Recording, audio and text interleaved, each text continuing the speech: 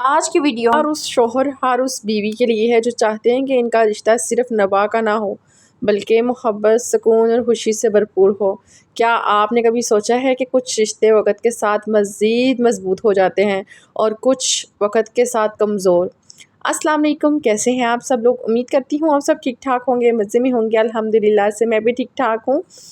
आप लोगों का बहुत बहुत ज़्यादा शुक्रिया, आप लोगों की बहुत रिक्वेस्ट आती है और आप लोग मेरी वीडियो को बहुत पसंद कर रहे हैं, तो उनका मैं दिल से शुक्रिया अदा करती हूँ। तो आज का टॉपिक जो है ना, थोड़ा-सा हट के है, क्योंकि बहुत सारी बहनें मुझे कमेंट कर रही होती हैं कि आपकी हस्बैंड वाइफ़ का जो रिलेशनशिप होता है, ये ठीक नहीं होता।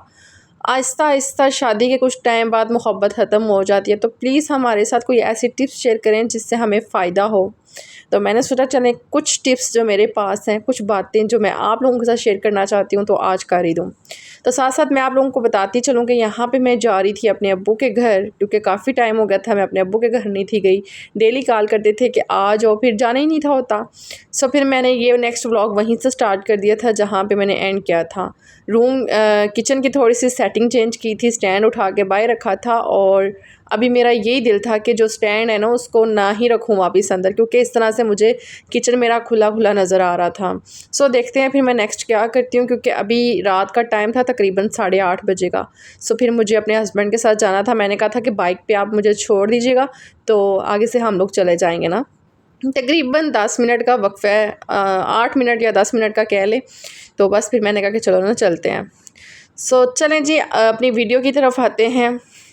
आज मैं आपसे वो 7 राज़ शेयर करने जा रही हूँ, जो मियाँ बीवी के दरमियान मोहब्बत को बढ़ाते हैं। वो बातें जो अक्सर लोग छुपाते हैं या जानते ही नहीं। बहुत कम लोग आप लोगों के साथ ऐसी बातें शेयर करते हैं जो आप लोगों को भी नहीं पता होती और लोग आपको भी नहीं बताते। एक दूसरे को सुनना सीखें। राज़ नंबर 1 की बात करूँगी कि एक दूसरे को, मियाँ बीवी एक दूसरे को सुनना सीखें। अक्सर मियाँ बीवी एक दूसरे की बात सुनने के बजाय जवाब देने में लगे रहते हैं। मोहब्बत उस वक़्त बढ़ती है जब आप वाक़ई समझने के लिए सुने, ना कि सिर्फ़ बोलने के लिए। अपने शौहर बीवी की बात को अहमियत देना, ये एक छोटा-सा अमल रिश्ते को बहुत मज़बूत करता है। अपने शौहर की कुछ बातें सुन लिया करें, कुछ अपनी सुना लिया करें, तो हर चीज़ को मेंटेन करके चला करें। देखें, ये जो रिश्ता होता है ना, ये बहुत नाज़ुक होता है। अगर हम इन रिश्तों के साथ मुख़लिस अच्छे तरीके से रहना शुरू कर दें ना, तो यकीन करें कि आपको सारी दुनिया की थकावट भी होगी ना, तो आपको थकावट नहीं लगेगी। और दूसरी तरफ आते हैं कि राज़ नंबर 2, शुक्रिया और तारीफ़ करना। बीवी के खाने की तारीफ़ करना, शौहर की मेहनत की तारीफ़ करना। ये ना कहें कि ये तो फ़र्ज़ है, बल्कि ये मानें कि ये मोहब्बत है। एक शुक्रिया दिन को ख़ास बना देता है। मैं कहती हूँ, अगर बीवी ने कोई अच्छा खाना बना लिया है ना, तो उसके हर लुक़मे में उसका शुक्रिया अदा करें। इस तरह मोहब्बत बढ़ती है। और जहाँ भी देखें कि शौहर आपको बाहर से खाना खिला रहा है या उन्होंने कोई आपके लिए अच्छा काम कर दिया है, सो उनका शुक्रिया अदा करें। क्योंकि बहुत सारे लोग होते हैं जो आपको एक साथ नहीं देखना चाहते। लेकिन अगर मियाँ बीवी में अंडरस्टैंडिंग होगी, तो ज़ाहिर-सी बात है कि आप लोगों का रिश्ता मज़बूत हो जाएगा। हमेशा छोटी-छोटी बात में शुक्रिया अदा करें, इससे मोहब्बत बढ़ेगी।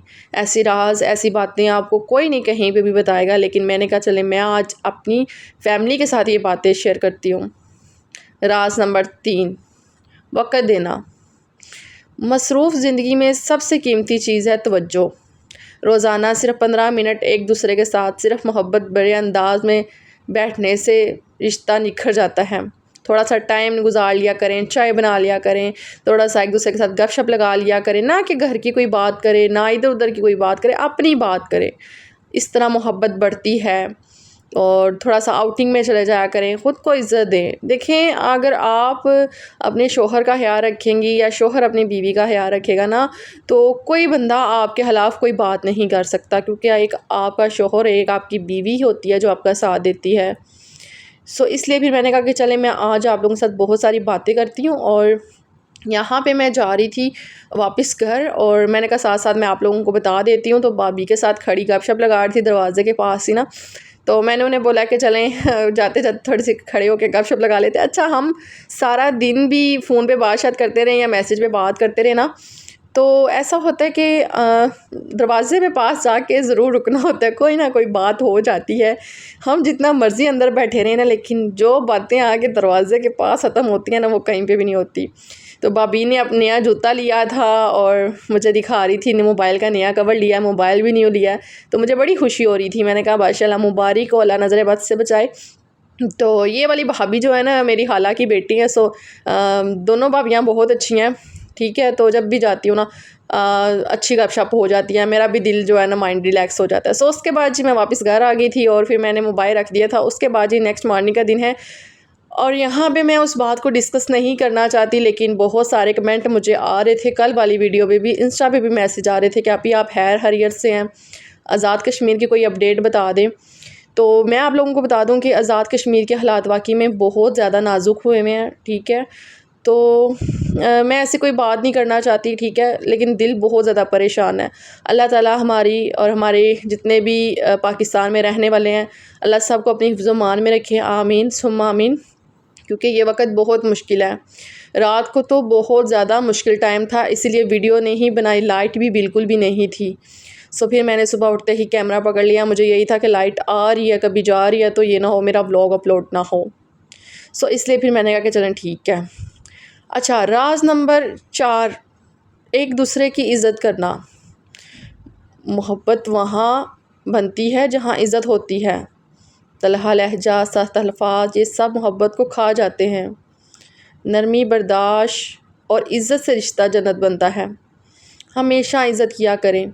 मैं कहती हूँ अपने रूम में जितनी मर्ज़ी आपकी बातें हो, लड़ाई हो, झगड़ा हो, लेकिन किसी के सामने, फैमिली के सामने, अपनी बीवी की, अपने शोहर की कभी कोई बात ना करें, कभी इंसल्ट ना करें। हाँ, मान लेते हैं कि आपको गुस्सा है, लेकिन कभी भी फैमिली के सामने नहीं।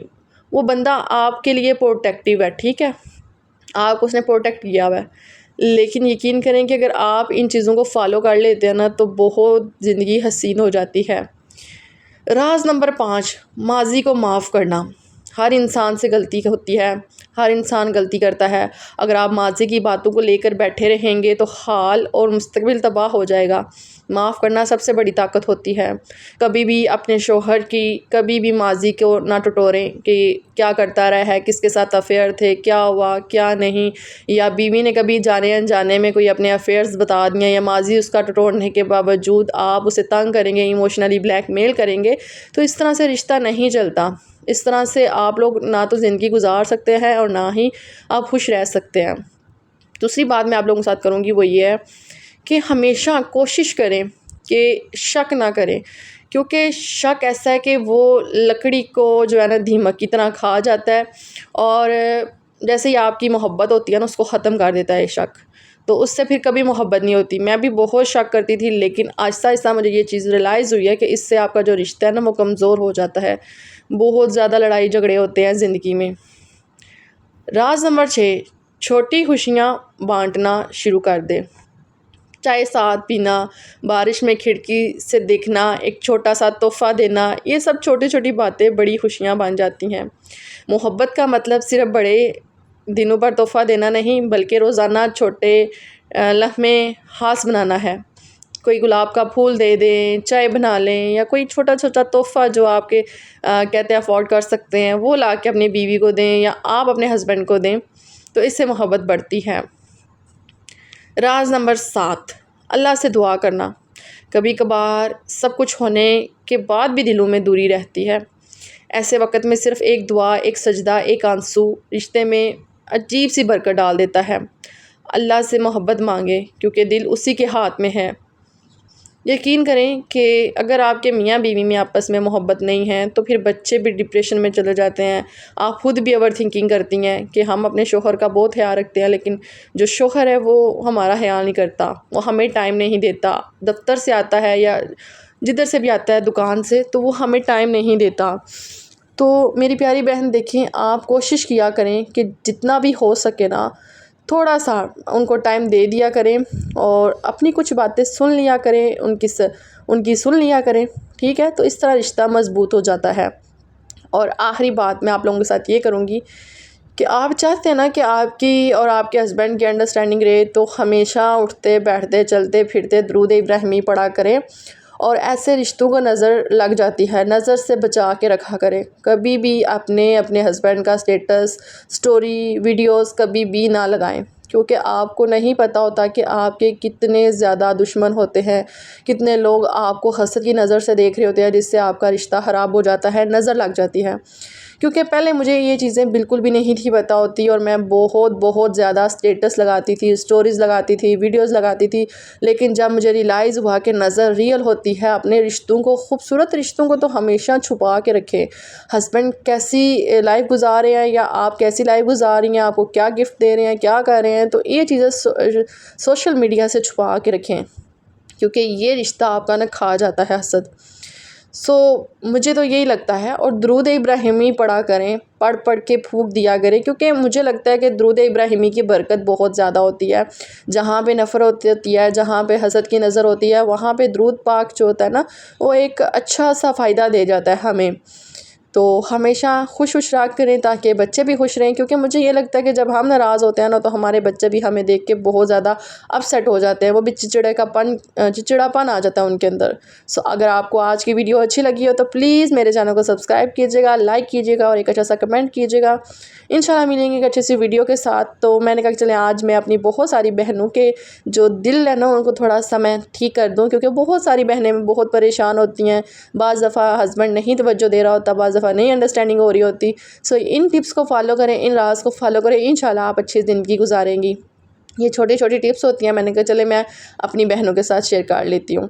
यहाँ पे बस मैं नाश्ता रेडी हो गया था, तो मैंने कहा चलो मैं नाश्ता वगैरह करती हूँ। नाश्ते में जी भिंडियाँ कल वाली बनी हुई थी, और रात को हम अब्बू लोगों के घर चले गए थे तो कुछ भी नहीं था खाया, तो फिर मैंने कहा चलो भिंडियों को ख़त्म करते हैं। तो साथ जो है ना एग बना लेती हूँ, तो चलो ना गुजारा हो जाएगा, क्योंकि भिंडियाँ मैं नहीं खानी है। मेरे बेटे ने सबसे पहले मुझे यही बोल दिया था कि मम्मा मैंने ब्रेड और चाय के साथ खाना है, मुझे पराठा नहीं चाहिए। तो मैंने कहा चलो ठीक है। अच्छा, जो कल सीन हुआ है ना आज़ाद कश्मीर में, उसकी वजह से इधर छुट्टियाँ दे दी गई हैं, ठीक है। और बस अल्लाह ताला सबको अपनी ज़ुबान में रखे। बहुत ज़्यादा परेशानी बनी हुई है, और पता नहीं यार वीडियो अपलोड होती है या नहीं होती, क्योंकि यहाँ पे नेट भी सही तरह से नहीं चल रहा, रुक के चलता है। तो फिर अगर वीडियो मिल गई तो ठीक है, वरना मिलेगी आपको कल। तो बाकी मुझे इंस्टा पे भी फॉलो कर ले, वहाँ पे मैं छोटी छोटी चीज़ अपडेट देती रहती हूँ, वहाँ पे मैं आप लोगों को बताती रहती हूँ साथ साथ कि क्या अपडेट चल रही है। इंस्टाग्राम मेरी आईडी है पकीज़ा तारी व्लॉग्स, टिकटॉक मेरी आईडी है पकीज़ा तारी व्लॉग्स, मुझे ज़रूर फॉलो कर लें। इसके अलावा मेरा और कोई पेज नहीं है। तो चलें जी, मुझे दुआओं में याद रखिएगा। इंशाल्लाह मिलेंगे एक अच्छी सी वीडियो के साथ। और ये जो चूल्हा आप लोगों को नज़र आ रहा है ना, इस चूल्हे की वजह से आज मुझे बहुत ज़्यादा एक तंगी महसूस हुई है, क्योंकि यहाँ पे मैं रोटी बेलना चाहती थी तो रोटी नहीं बेलने हुई सही तरह से। तो अभी मेरा दिल है कि जल्दी जल्दी से स्टैंड को जो है ना मैं पॉलिश कर लूँ, तो फिर लगाते हैं यहाँ पे। अभी उसको मैंने पेंट करना था, नहीं हुआ, तो आज मेरा बेटा भी करता, मेरा हस्बैंड भी करते, चलो उनको बोलते हैं ना आज वो सही कर दें। ओके जी, खुदा हाफिज़।